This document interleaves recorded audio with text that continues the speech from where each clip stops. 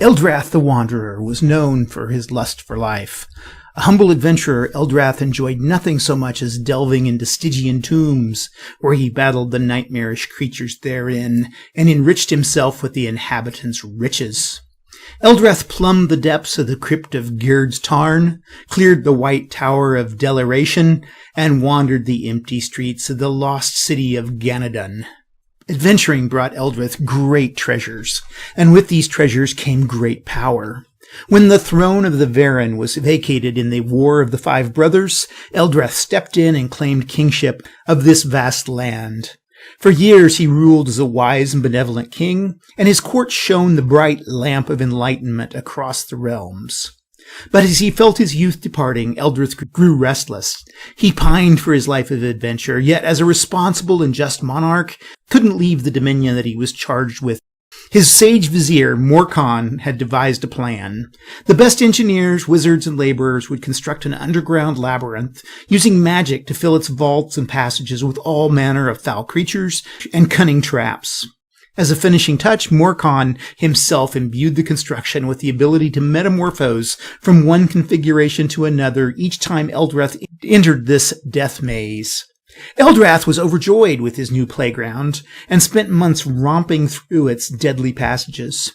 He was further delighted that the experience was different upon each separate venture therein. While he often received grievous wounds in the complex, court healers were there to fix his wounds so that he could re-enter hale and hearty the next day. However, it was eventually a far more debilitating affliction that brought him low. The horrible plague of limb wither struck the kingdom, and Eldrath himself was not immune. After weeks of illness, his legs turned black and degenerated. While he eventually regained a semblance of health, the court healers were unable to restore his wizened limbs, and he was unable to regain the level of activity that he'd once enjoyed. Yet Eldrath didn't despair. He called all of the greatest adventurers of the land to come forward and challenge the death maze, his promise the untold riches that lay within. And come they did.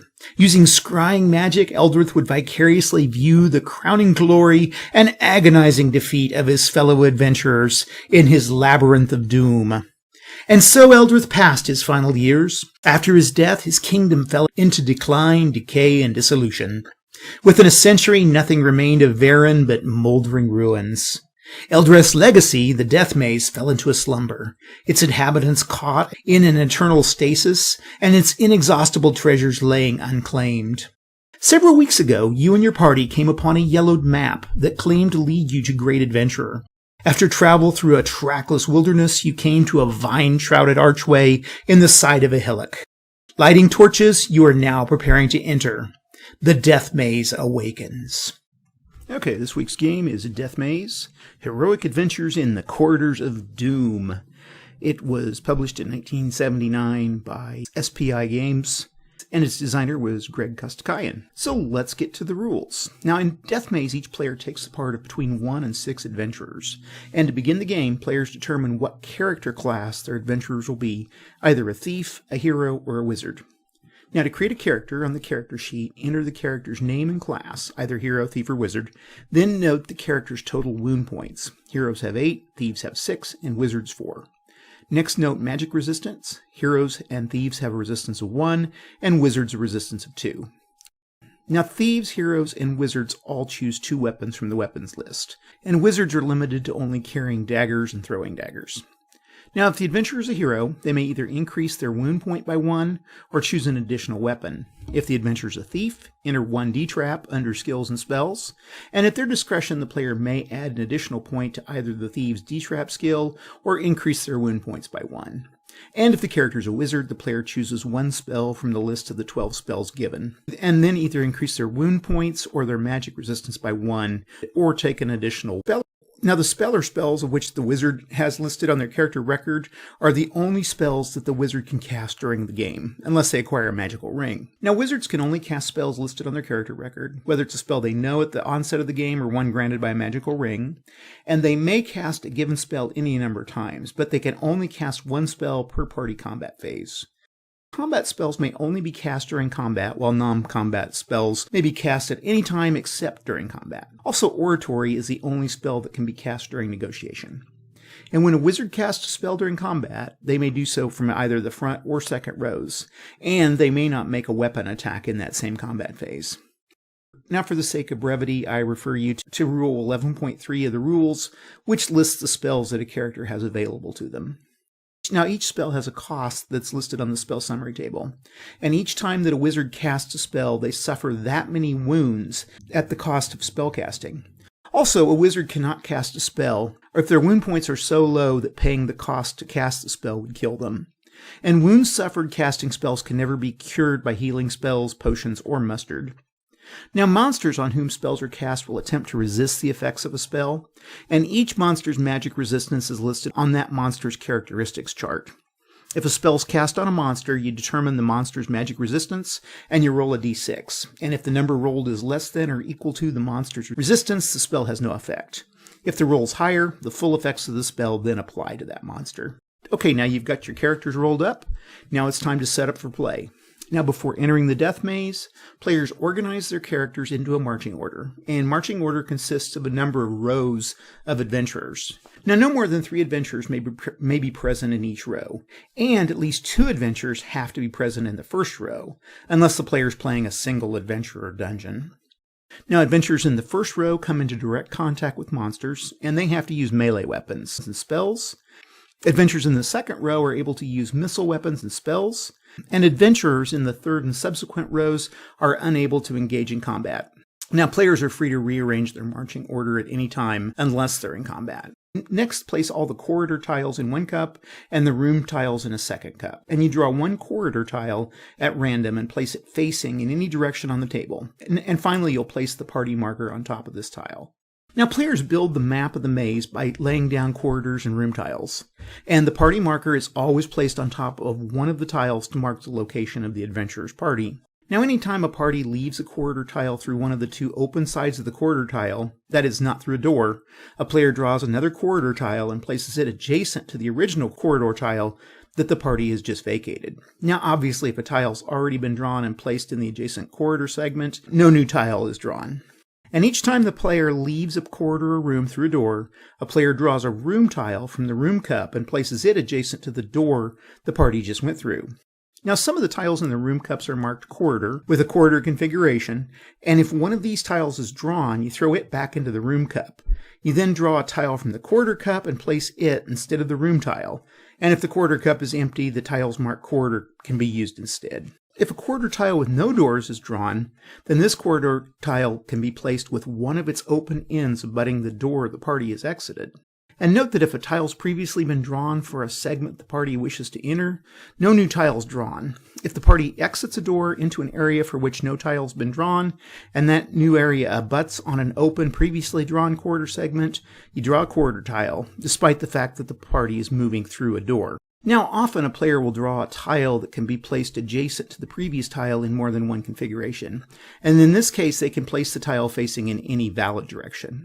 Also, a tile can be placed so that any adjacent doors on previously placed tiles abut the doors on the new tile, and an adjacent blank wall abuts blank walls. When a corridor tile is placed, it has to be placed so that any open doors of adjacent corridor tiles abut open ends of the placed tile. Now, sometimes a drawn tile does not complement the adjacent tiles, for instance, when 3 doors are required and the drawn tile has only 2. In such a case, you throw the drawn tile back into the appropriate cup and you draw another, and you keep on drawing until a tile that fits is drawn.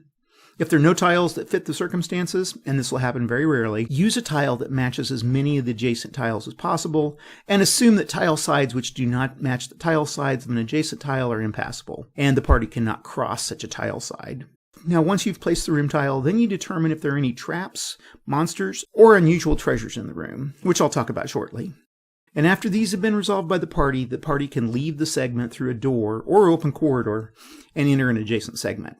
Now, if there's no tile for the adjacent segment, draw a tile as outlined above. And if a tile has already been drawn for that segment, simply move the party marker on top of the original tile. Now, there will be no traps on doors abutting any previously explored segments, but wandering monsters can still exist in these segments. Now, in the unlikely event that all but one potential exit for the explored area of the death maze have been closed off, for instance, only one last door or open corridor out of the death maze remains, and all other doors and open corridors end in or open into enclosed areas, and a tile drawn for the last door or open corridor results in a dead end, throw the drawn tile back and draw another, and continue to draw tiles until the tile drawn will not result in a dead end. Now, when a character enters a new corridor or room, there's a chance that they will be presented with a number of obstacles and rewards in that room. And each time the party moves into that new corridor or room segment, a player must first determine whether the party moved through a trap door, assuming they moved through a door, and roll a d6. And if a 1 is rolled, the door was trapped, and you consult the traps table and resolve that trap immediately. Now, after traps have been dealt with, the player determines if there are any monsters in the tile. And if the segment's a corridor or a room that the party was previously visited, you roll a d6. On a roll of 1, the segment contains wandering monsters. Now, if the segment was a room that was not previously visited, roll the d6, and on a 1, 2, or 3, the tile contains an area monster. To determine what the monster is, you go to the monster tables. Now, if a die roll indicates that the party discovers monsters in a previously explored corridor segment or a room, roll a die. This is your first die, and then another, and this is your second die. And you refer to the wandering monster table. And cross-reference the 2 die rolls on the table as directed to yield a single result. This result will either be in the form of a single monster, a pair of monsters as indicated by a 2x, or an instruction to roll a die to indicate the number of specific monsters present. Now, if monsters are discovered in a previously unexplored room segment, roll 2 die and follow the above procedure on the room monster table. And monsters are represented by tiles with a picture and information about the monster on them. After determining the type and number of monsters present, then the player can choose to either negotiate with or attack the monster. Now, if a player chooses to negotiate with the monster, you roll 2d6 and you subtract the monster's negotiation value. If the result is 5 or less, the monster immediately attacks and the player proceeds to combat. If it's a 6 to 8, the monster agrees to leave the party alone unless attacked. And if the result's a 9 or greater, the monster's intimidated. Now, if this monster is an evil hero, wizard, thief, orc, or goblin, the monster will give 1/4 of their Byzants to the party in order to not engage in combat. Otherwise, you treat the result as an agreement. Now, even if they successfully negotiate with a monster, the party can treacherously attack that monster after negotiation. Now, if negotiations break down into combat, it's a little more involved, and I'll cover that in just a minute. Now, after any combat's resolved, the players determine if there's any unusual features of the room. And these include fountains, statues, or trapdoors, and their presence indicated by a symbol on the room tile. When an unusual feature is present, the player can delegate one adventurer, preferably a thief, to investigate the feature, and if they choose to ignore the unusual feature, then that feature has no effect. Now, if the room contains a fountain, and if the player investigates it, you roll on the fountain table. If the result of this is poison, the water from the fountain's poisonous, and the investigating adventurer immediately suffers 1d3 worth of wounds. If the result's a potion, you refer to the potion column on the treasure table, and the investigating adventurer immediately undergoes the effect of the potion, and the party can also take 1 dose of the potion with them. If the result is alcohol, the investigating adventurer becomes drunk and reduces their combat bonus by -2 for the remainder of the game.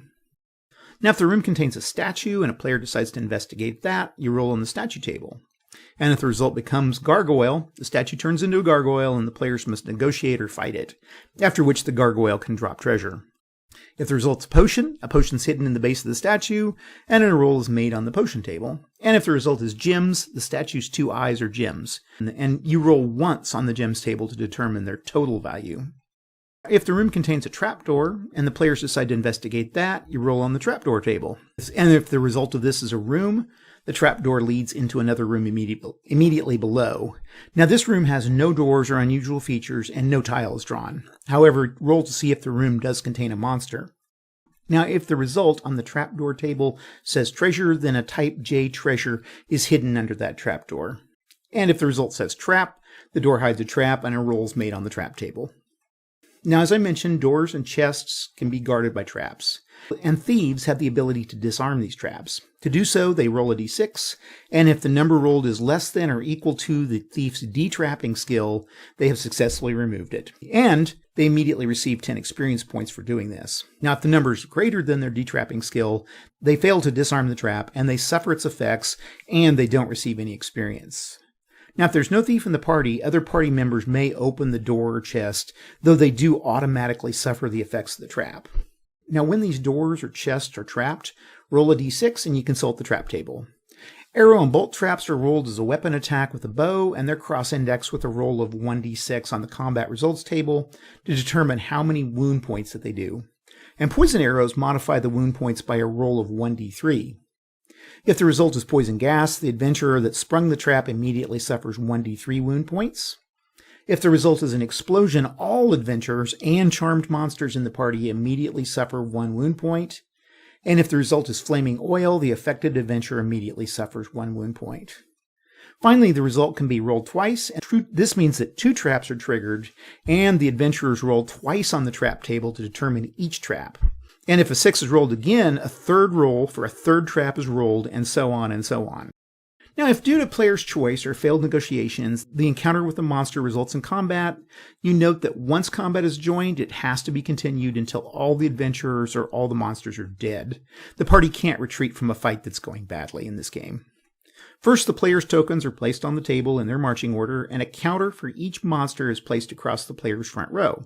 Now, if there are 1 to 2 monsters, place them in front of the party's first row, and if there are 3 or more monsters, you place the monsters with the highest number of wound points in front of the party's first row.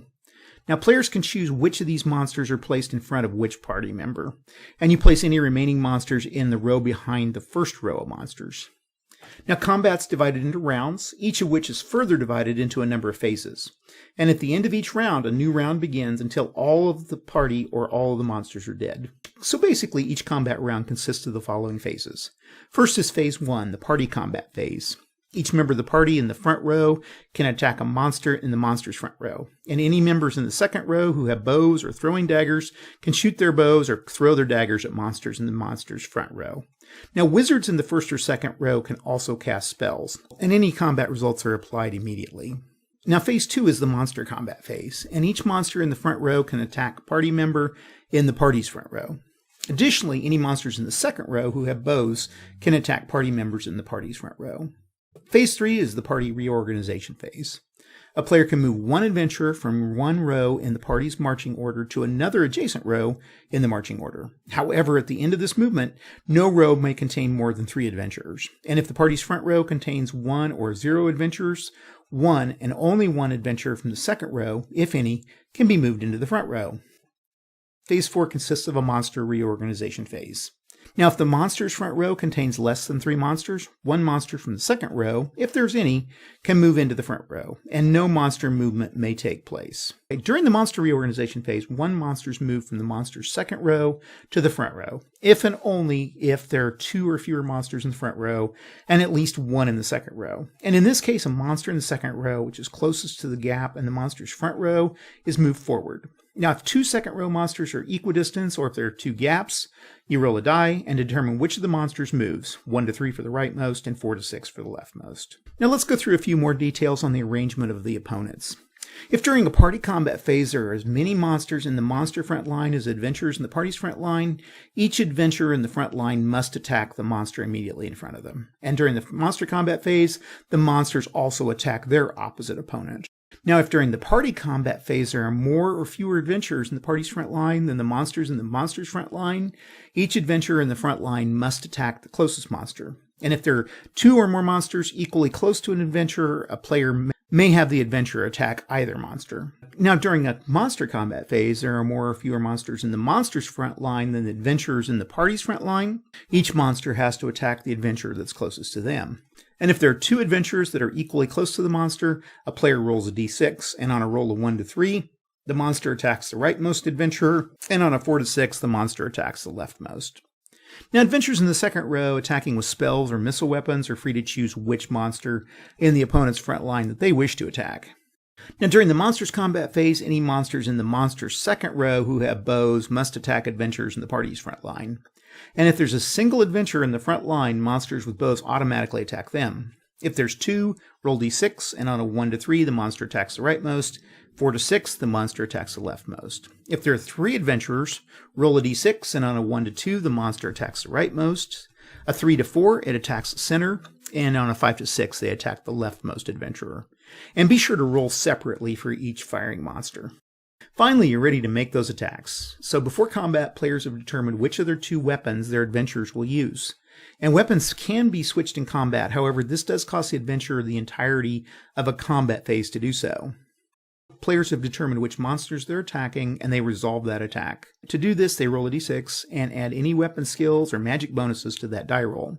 They refer to the combat results table, or CRT. They cross-index the roll number row with the weapons column, and the resulting number is the number of wounds that the opponents take. Now note that wound points accumulate with each successful weapon hit.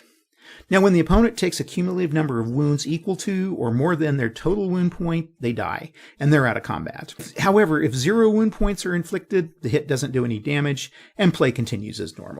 Now, when an adventurer makes an attack from a second row with a throwing dagger, they're considered to have physically thrown that dagger. And a throwing dagger can only be thrown once in a single combat sequence.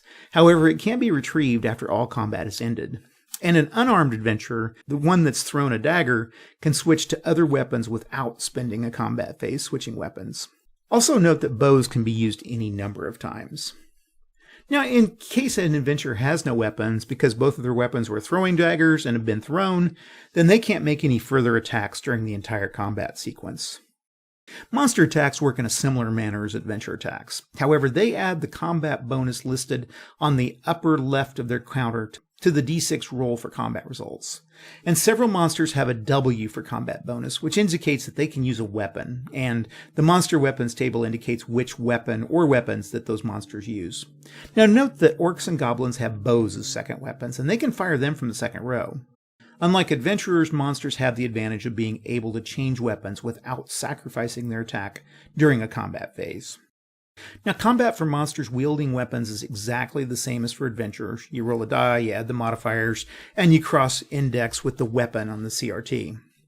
All other monsters simply roll a d6, they add the combat bonus listed on the upper left corner of their tile, and they cross-index this result on the CRT with the monsters column to get the final number of wound points that they inflict on the hapless adventurers. Now, wound points for the monsters themselves are randomized, and for each and every monster, roll a number of die equal to the number on the top center of the tile, then add the modifier on the upper right of the counter. Thus, a mummy would have a 1d6 plus 2 hit points. Now, evil heroes have weapon skills with swords, and when an evil hero is encountered, roll a d6, and the resulting number is the evil hero's weapon skill with that sword, and that'll be added to the evil hero's combat die roll each time they attack.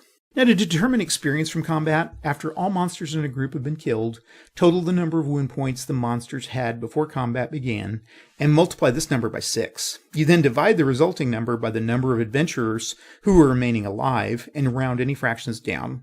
And each living adventurer then receives this number of experience points. Also, charmed monsters don't count as party members when you're calculating experience points. Now, after the party overcomes a monster, either through negotiations or combat, there is a chance that the monster will drop some sort of treasure. And to determine what this treasure is, consult the treasure column of the monster characteristic chart. And the result will either be a single letter or 2 letters separated by a slash, in which the first letter is the treasure type of the monster if they rolled on the room monster table, and the second is the treasure type if the monster was rolled on the wandering monster table. Next, consult the treasure table and find the letter corresponding to the monster's treasure type along the left side of the table. And note that there are 3 columns on the table: Byzance, gems, and magic items. And under each column on the treasure types row will be a number followed by a colon followed by a die roll code.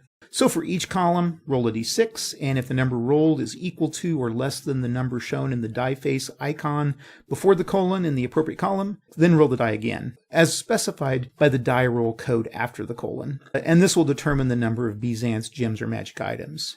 Now, if the number rolled is greater than the first number, there is no treasure on that of that type which corresponds with that column. Now, when rolling for treasure, remember to roll separately for each single monster in the group. That is, if there are more than one monster in the group, determine each monster's treasure separately. Now, Byzance are equivalent to gold pieces, and their total value is determined by the second column of the treasure table. Now, for each gem indicated, roll 2d6 and refer to the gem table to determine each gem's value. And for each magic item, refer to the magic item table, roll d6, and roll d6 to determine what type of magic item was found. Then roll on the specific table of that type of magic item to find out what kind of specific magic item has been found. Now, treasure for monsters with treasure type I or J will be in chests. and roll a die for each chest. And on a 1 to 3, the chest is trapped. Now, obviously, a thief can attempt to detrap that chest, and once the trap is either neutralized or sprung, the party can take the treasure that's therein. Now, when magic items are found, the players can distribute them to the party members that can use them. And they do this at the time they are found.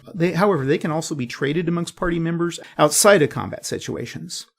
Now, if a party member dies, their fellow members can loot their body of magic and non-magic items after all the combat's completed. Now, players keep a running tally of the party's total Byzants and gems, and at the end of the dungeon delve, they total these values and divide this amongst all the party members equally. Charmed monsters that might be accompanying the party never accrue any treasure. And for the sake of brevity, I won't cover the specifics of either monster abilities or treasure in this rules overview. Now, the players win the game if, first, at least half of their adventurers survive the death maze. And in order to exit the death maze and thus end the game, a player must get their adventurers back to the quarter tile from which they originally entered the death maze. And second, all the adventurers who make it out have to have gained at least 75 experience points and 100 Byzants, or an equivalent in gems. Now, at the end of each foray into a dungeon, characters can trade 75 experience points and 100 Byzants, or their equivalent in gems, for 1 additional ability point. And this ability point can be used to buy, first, an additional wound point to add to their wound point total, second, an additional allowed weapon, third, an additional 1-point modifier to any one weapon skill, fourth, an additional point of magic resistance, up to a total of no more than 5, fifth, an additional 1-point modifier for a thief to improve their detrapping ability, and finally, an additional spell if the character was a wizard. Now, if the adventurer returns to the death maze a second time, they're assumed to have left all of their Byzants back home. However, if they don't make it out, these banked Byzants or points are lost. And any monster charmed on an expedition is considered to have wandered off if an expedition leaves and then re-enters the death maze. Okay, prepare yourselves to enter the death maze. And I've got the whole thing kind of set up here. I've got 4 characters, and 2 are going to be heroes, Aldous the Strong and Bardolph. I've got a thief, Frankie Fingers, and then finally a wizard, Zeno the Flatulent. And he has the blast spell, which I suppose is kind of appropriate. Give them all wound points, 8 for the heroes, 6 for the thief, and then I initially gave the wizard 4 wound points, but they have an optional, they can add either a spell or a weapons capability or a wound point. And I gave him the wound point because that's where your mana or your magic, what powers your magic comes from. So they're getting a 5th one. Everybody has a magic resistance of 1 except the wizard that has a magic resistance of 2. Special skills, the Aldous will have a +1 to the sword. Bardolph will have a bow +1, and I put Bardolph in the second row of combat so he can sit back and fire. Frankie, she has a D-trap of 2. And then I gave them all their weapons. Now, I think in this game, thieves can have any weapon they like, so I gave her a hammer. I put the maximum hit points in case there's any healing that goes on. We'll know what the maximum is. And, of course, I gave Frankie his blast.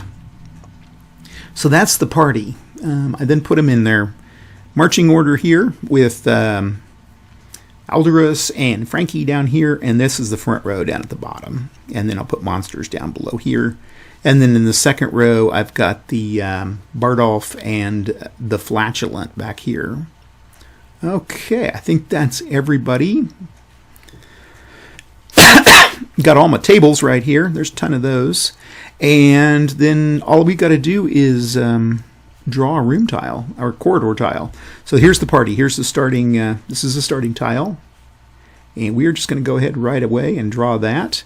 And then the first thing I need to do is see if there's any wandering monsters in that tile. So I roll a d6, and if there's a 1, there's a wandering monster. There's none, so we can move in. Now I've got 2 doors. I've got a corridor continuing on, or I've got 2 doors that contain rooms. Rooms are where most of the treasure is. So we're going to go ahead and pull a room tile. And we're going to move it around. Now the rules for the tile arrangements get a little bit complex. I think they're a little overwrought. I kind of just go along with the idea of just using the tiles that make sense. Pull up and be sure and keep them random. But if a randomized tile doesn't work, throw it back and put one in that makes sense. And That'll generally work for you. Okay, so going into a room, first thing we want to do is there's a door here. This, I guess, is the door. And we need to roll and see if the door is trapped. So we get a 4. If it was a 1, we would. Okay, then we're going to roll to see if there's anybody. This is so far this room is empty, but we're going to see if there's a monster living in there. And no, there's not. So we can move in, and the monster would be a 1, 2, or 3, and then we got a 4. Hope you guys can see that dice up here. Okay, so nothing there, so we can move back out. Now when we move back out, we again check for wandering monsters. Basically, anytime you enter a corridor, you check. And gets a 2, so nothing there. That would be a 1. Let's go see if there's a room down at the bottom here. So we're going to pull a room tile. Ah, there's another room. Okay, check for traps, doors, nothing. And then we're going to check and see if there's a monster. And we get a 3, so yes, there is. 1, 2, or 3 would be a monster. So we go to the room monster table. And we roll 2 die, and we get a 1 and a 3. 1, 2, 3. Evil Thief. Okay. I don't know if the Evil Thief has any special characteristics here. Nope. Okay. They're just, I guess, let's see here. Pull a tile. Get rid of that for now. I got a lot of windows open here. Okay, there's our Evil Thief. He looks like a kind of a Friar Tuck sort of guy. Okay, he's got 1 + 4 hit points, so we roll, and he's got 10 hit points. Ooh, he is going to be a booger.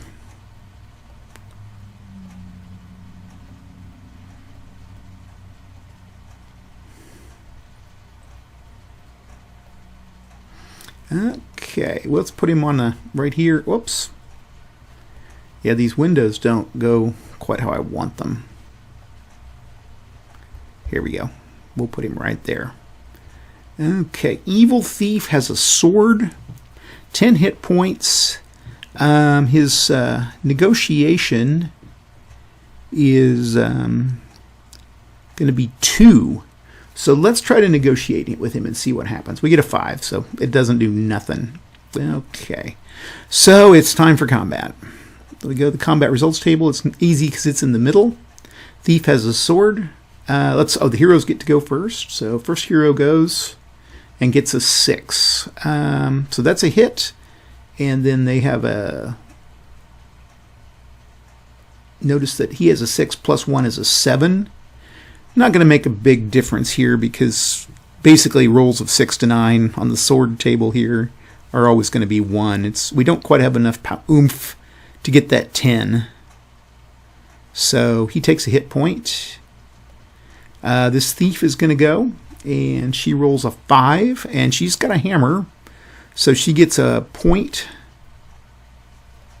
Back here, the guy with the bow goes, and he gets a 3 with the bow, but he has a +1, so that gives him a 4. It's still not enough. And then the wizard's going to throw his daggers. Now, throwing daggers, he's going to need at least a 6. So he throws 1, poof, it lands. Okay. Now the Evil Thief goes with the sword against this hero. Gets a 6, ouch. And this W here indicates that he's using the weapon skill, so this guy is going to take 1 point of damage. Okay. Then the party gets to go. A 3, 4 with a hammer does a point. The thief goes and gets a 1, nothing. Hero in the back row goes, gets a 4. That's going to be a hit. And then the wizard's going to throw his second throwing dagger, gets a 6, so he is able to hit. So the wizard's out of his throwing daggers. Okay, Evil Thief goes again. Gets a 3. Not enough. And then the party gets to go. Okay, hero in the front row. Aldorus gets to go. Gets a 6. That's going to be a hit. The thief goes. Gets a 4 with her hammer, which is enough. Back row bow boy goes. 2, nothing. Now the wizard, going to go ahead and throw a spell. And so Zeno throws his spell. So first of all, we take off a wound point. And then the thief gets to go. And let's check the monster characteristics chart. Evil Thief, his magic resistance is 1. So if he gets a 1, he resists a spell. And he does not. So he takes 2 points of damage. That's from the blast. So Xeno turns around and flatulates him. Okay. And then the Thief gets to go. Gets a 2. Nothing. No, Thief's not doing too well.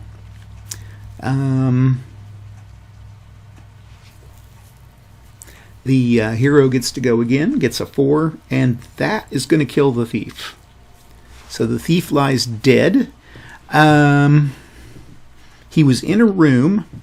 First thing I need is experience. Now, I thought he had, did he have 10 hit points or 8? I can't remember. Did I have 10 or 8?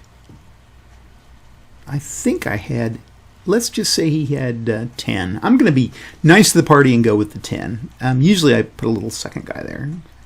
So 10 times 6 is 60 divided by 4. So everybody gets 15 experience points.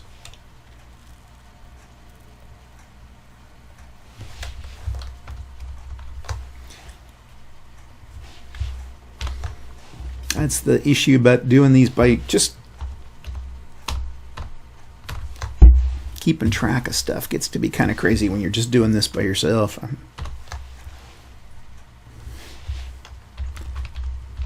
The good side is you can usually forgive yourself pretty easily.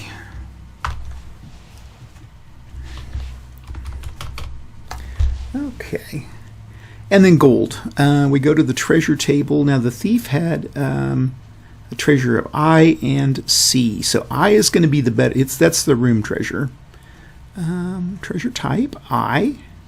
Pretty good treasure. So we roll a actually anything. I don't know why they have the 6 here, because that would be basically anything is going to have the 1d6 times 5. So we have 5 gold pieces, or 5 Byzants. Okay, then he's got, if I roll a 1 or 2, he's got some gems. Does not. And then if I roll a 1 or 2, he has a magic item. Nothing. Okay. He didn't have much, so I thought he would be loaded. I guess he didn't make his heist, so. Okay, so we are in the room. Now then, we've cleaned the room out. There's nothing else there, so we move back into the hallway. And again, we always check, every time you enter a corridor tile, you always check for wandering monsters. There's a lot of monsters in this dungeon, just sitting 20 feet from you waiting. Okay, we're in the room. We can pull another corridor, and there's our second corridor. No monsters, so we move in. Let's check down here for a room. Okay, so it'd have to go in this direction. We couldn't go this way. We'll check for a trap door here. We get a 6, so nothing. We move into the room, and we get a 1, so there is a monster in there. So we roll 5 and a 1. A 5 and a 1. There's a single orc just sitting in there waiting for us. Here we go with the orc, and they have a 1 for their hit die. So he's got 6. He's a tough orc.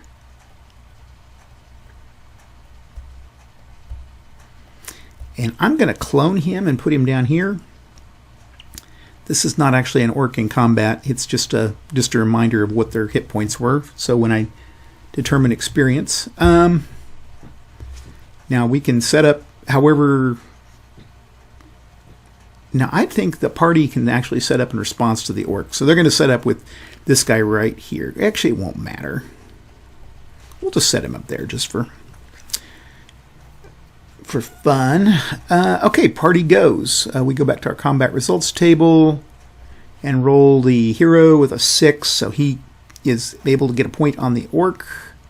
The thief gets a 5, so that's a point on the orc. Hero with the bow fires and gets a 6. Oh my. And then the wizard, in the last combat, the wizard, I'm assuming, went back, picked up his knives, and carries them back with him, so gets a 2. Well, it doesn't do any good. So first knife goes clattering across the floor. Okay, the orc goes. Now the orc has a sword. No bonuses, so 1's going to be nothing. And that's the orc's turn, so the party gets to go again.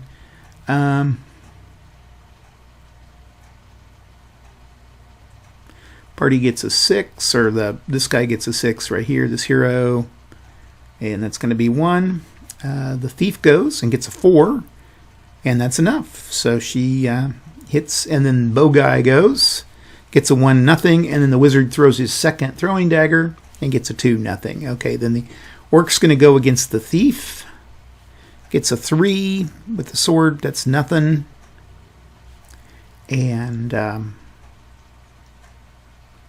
then the party's going. Okay, so the hero goes, gets a 2, but a 2 plus 1 is a 3, not enough. Thief goes and gets a 2, not enough. Hero with the bow goes and gets a 3, but that's going to be a 4 and needed a 5, so nothing. Wizard's thrown both of his daggers, I thought. No, I think he's got a second dagger.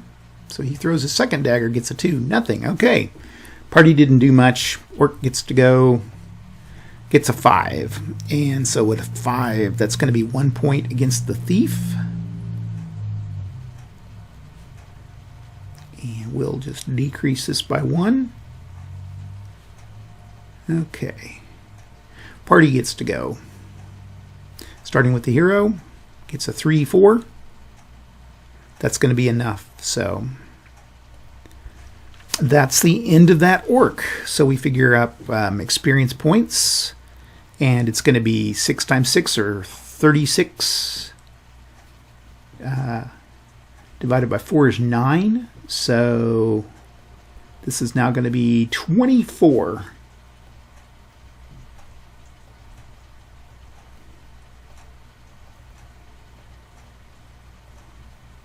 Luckily, everybody will have the same, for a little while, everybody will have the same experience points, but it'll vary quite a bit as time goes on. Okay, see if the orc has any treasure. Now, the orc was in his room, so he's got a treasure type H, I think. Yeah. H, so he gets 7 gold pieces, and we'll just add that to 12. Like I say, I'm going to have Aldorus carry all the gold.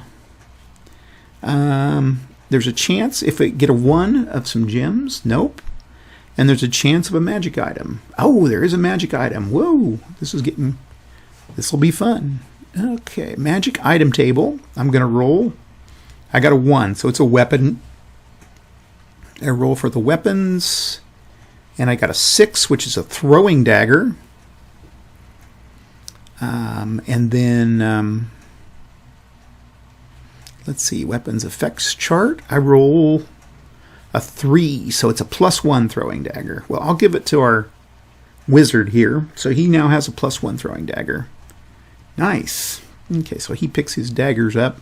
Now, I guess technically he would have 3 daggers, but I don't think the rules actually address this. I think he can only carry 2. I think he just has slots for 2, so. Okay, party is now in here. They've picked up their treasure. They've gotten their experience. We can eliminate the orcs. We are ready to move on. There's another room here. So we'll draw a room tile and rotate it around. Okay, you know the drill. Check for traps, nothing. Check for monsters, nothing. So there's nothing there. We move in. Then we move back and check for wandering monsters. 3, nothing. Check for wandering monsters here. And we get a 1. So we go to the wandering monster table. And we get a 2 and a 2. So an evil wizard. You're a lizard, Harry. Let's start with our party order here. Evil wizard. Now, I haven't run across one of these yet. They've got 1 plus 3 hit points. So he's got 8.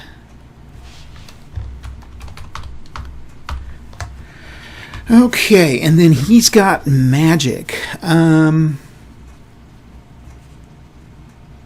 Let's check. Monster characteristics. Evil wizard has magic. What spell does he have? That's the question. Trap spell summary. Spices, medallions, rings, treasure, weapons, armor, potions, negotiations, combat, monster, wandering monster, room monster, trapdoor. Okay, I don't know. So we're going to just make a call here, and we're going to say that he has blast. I'm going to give him the same blast spell as the wizard. Actually, let's... Oh, there's my... Let's see what they say for an evil wizard down here. Evil wizards.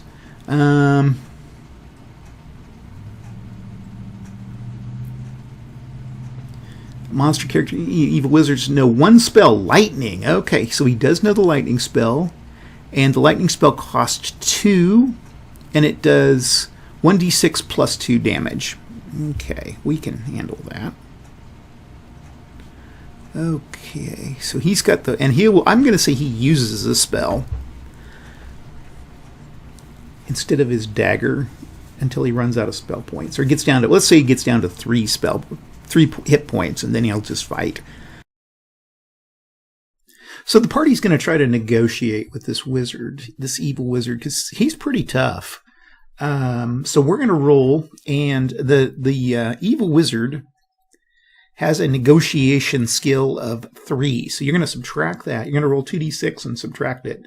And, okay, we got a 4, so he got 1. And if you check the negotiation, 5 or less is a failure. So this goes directly into combat. Okay. So this first hero will go good old Alderas, the strong. And so we're going to roll a d6. We get a 5. He's got a hammer, so that does a point of damage. Oh, I'm going to clone this. And we're going to take hit point -1. The thief gets to go, Frankie Fingers, and gets a 3. Not going to be enough. The Bardolph goes, his name's hard to say, gets a 2. That's not going to be enough. And then this wizard back here is going to throw a dagger. He's going to throw that +1 dagger, so he gets a 2, 3, and that's not going to be enough. Okay, so then the evil wizard gets to go, and he's going to cast that lightning spell. And so he's going to cast it at the thief.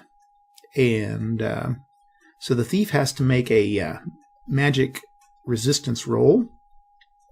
Gets a 3, so doesn't make it. And so the evil wizard casts a 1d6. Was that 1d6 plus 1? Let's see here. Let's find the lightning. I just said it. 1d6 plus 2. Oof. Okay, so he rolled a 2. So 4 points the thief took. That leaves the thief down to 1. Okay. Party's going to go again. This time the hero's going to go. Alderus is going to go and gets a 6, so that's another point. Oh, and then I forgot to take off 2 points for the spell. And the thief gets to go and gets a 4. 4's going to do it, so that brings him down to 3. Bardolph is going to fire and gets a 2. Not enough. And then I think the wizard's going to cast blast. Cast the blast.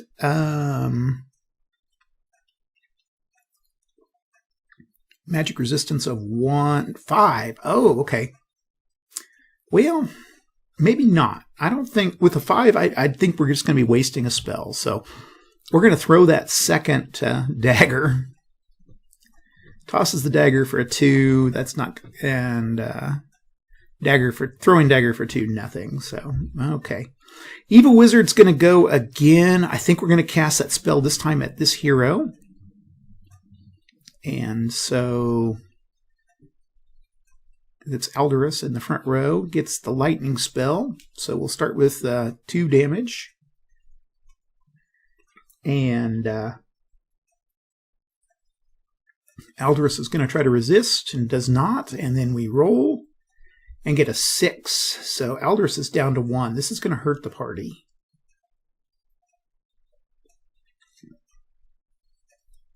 Now, the one thing the rules don't say anything about is if parties could say retreat and heal up or anything. They don't really allow for that. So you just kind of have to do it until you see if you live or die. Okay, I think we've done the damage. The spell's been done. It's time for the party. Aldous goes, gets a 2. That's not going to be enough. The thief is going to go, gets a 1. That's not enough. Bardolph fires, gets a 6, and that's going to take out the wizard. So that kind of hit the party hard. Let's see. So we configure experience. 48 divided by 4 is going to be 12 more experience points. And this is going to take it to 6. Increase, increase.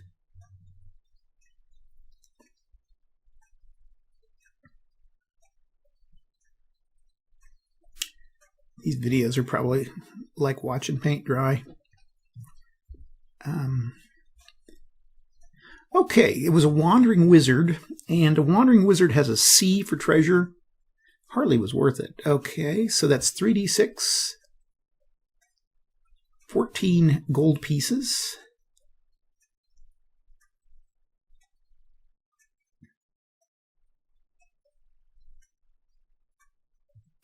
Let's see, was the other a C? A chance of a magic item. If they get a 1, shoot. Okay, no dice. And so the party has been greatly weakened. I think we'll change the party's order here. And we're going to put him here, him here, him here. Thief can fire from the back row.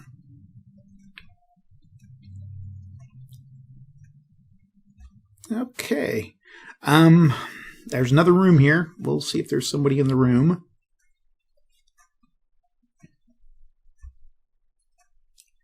And so we check for doors. We get a 3, so the door's not trapped. We'll see who's in there. Oh, another room monster. Like I say, this is mostly just fighting monsters. 5 and 5. Oh, I need to... I guess my table's here. 5 and 5 is a troll. The troll will be in there. Okay.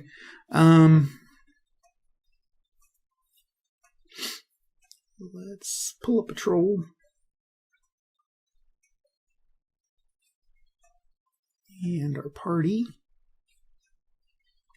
Okay, first of all, let's roll for the troll and see if they pay the troll toll.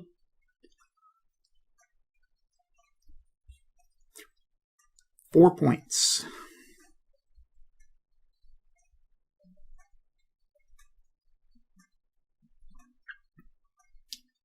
He's going to try to take that boy's soul. Just that the day man cometh. Right? It's Always Sunny in Philadelphia, and it is just hilarious. I think Danny DeVito just kills it in that. Okay, we've got our troll, and regen is a let's see, Hellhound, Medusa. There's the troll. Every third monster combat phase, a wounded troll regenerates 1 wound point. So, if he can make it 3 turns, he does pretty well. He's come back. Okay. Party begins, and we're going to roll for Aldous. Aldous gets a 6, so that takes the troll by 1. And then Bardolph goes, and Bardolph's using his sword now, and he gets a 2. He doesn't get any bonus with that, but he's got to be a meat shield for a while. The thief goes, and she gets a 4 with the bow, not enough. And Wizard goes with his +1 throwing dagger, gets a 5, not enough. Troll gets to go. And the troll has a, we're going to add 6 to the die rolls. So 5 and 6 is 11 over here, and it's going to be 1 point on Alderus. I think Alderus just got killed. Yep. So he is now at 0.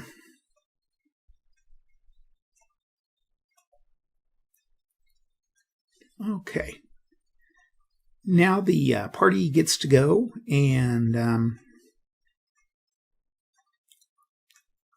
we're going to have to fill this position here, which is going to put, this is going to be an interesting thing because it's going to put the wizard up here. We'll just move him out of the way. I guess we just trip over the body of their dead friend. And I should have put the thief there because they could move. Hero gets to go first. And the hero goes with that's Bardolph with a 1, nothing. Okay, now we do the move. And that's it. I don't think you can move diagonally. It didn't really, again, that's not addressed, but we'll just say the wizard moves in, and that's the turn. So then the troll goes. Troll's going to go against the wizard. Gets a 4. Plus 6 is 10. That's a point that the wizard takes. Okay. And then the heroes go. Okay, so the hero goes here. And this is turn 3. We get one more turn. 6. So the Bardolph hits him with the sword. As a wizard, I'm going to cast. Troll's going to have to make a save. They get a 4. Doesn't save. Okay, so that means the troll takes 2 points damage. And the thief gets to go. Forgot about the thief. And she fires a 4. Not enough. Okay, and we go to the next turn. And this turn's the one where the troll will be able to regenerate 1. So we'll start here with Bardolph. Gets a 2, nothing. Wizard is going to, he can't do anything. He's just got to throw. He's got 1 throwing dagger, but he can't throw from the first row, I don't think. So that's, yeah, it's in a bad position here. I guess he cast a spell. That's all I can do is cast that spell. So we'll decrease. Troll makes his save, I think. Troll has a 4. Yeah, Troll saves versus a spell. This could be it for the party. Okay. Troll gets +1 and goes against the wizard. 8. Does a point of damage, and so the wizard is killed. Okay. Next turn. The hero will go. Gets a 3, 4. Nope, just a 3. Okay, nothing. Thief moves into position. Troll goes against the thief. Gets a 6, so that's 10. That was 12. I'm sorry. That's 2 points of damage against the thief. And the thief is taken down to 0. She's KIA'd. And we'll say these 2. He can go, so he's going to go with a 1. Nothing. Okay, then the troll's going to go against Bardolph. Gets a 3 plus 6 is 9. Bardolph takes another hit. So, okay, Bardolph goes with a 1. Nothing. Troll goes with a 2 plus 6, 8. Bardolph takes another hit. And then Bardolph goes, gets a 6. So the troll takes 1. However, this is that third turn again, so the troll would regenerate that, so they're back to 3. So it's -1 to 2, and then +1 for regeneration. And the troll gets to go. Gets a 4 plus 6 is 10, is a point. Bardolph goes and gets a 3, and that's nothing. Troll goes and gets a 4, 4 plus 6 is 10, so Bardolph takes another point. Bardolph goes with a 5, so the troll takes a point, but this is again the third one, so the troll is now back at 3. Troll attacks with a 3-7, that's -1. Okay, first turn for regen. Bardolph goes with a 1. Troll goes with a 5, that's going to be 5 and 6 is 11. So 1, okay, Bardolph goes with a 2. Gosh, Bardolph's not rolling anything. Troll goes with a 6. 6 and 6 is 12. 2 points damage, and that will kill Bardolph. Okay. And that, I think, is going to be, that's it for the party. So, like I say, usually this ends up about 75%, 80% of the time that I've played with a total party kill. That's just how the game works. And in fact, what happens a lot of times is you'll have something like this troll. The troll will defeat 3 of the characters. The 4th character will go in and finally defeat it, and they'll get a ton of experience, and then they'll rush out of the dungeon. That seems to be how it ends most of the time if you win, because you can loot the other bodies for their gold, and you can get quite a bit of experience off of a single troll. A lot of these are tough. The troll's tough. The vampire's tough. The vampire's got a +11, so he's just killer. The werewolves are pretty tough. The vampire's got, yeah. Once the vampire hits you, you're pretty much gone. The Kronks are kind of fun. They smell bad, and that's the thing that makes them kind of tough. Evil heroes can be tough. And then you got other things like a lot of orcs and goblins and things that you can pretty much wipe the floor with. But anyway, I think it's kind of a fun game. I certainly think as a dungeon crawler, a solitaire dungeon crawler particularly, it does a pretty good job of what it sets out to do. And I think you can sit down and play this a few times and have a good time. It's a little bit too combat heavy. I wish there was a little bit more traps or some sort of special rooms or things like that would just give it some variation, because a lot of it's just moving tile, fight, tile, fight, tile, fight, tile, fight. And that gets a little bit old after playing this for a while. Anyway, I appreciate you guys watching, and we will talk to you again next week. Thanks a lot. Bye.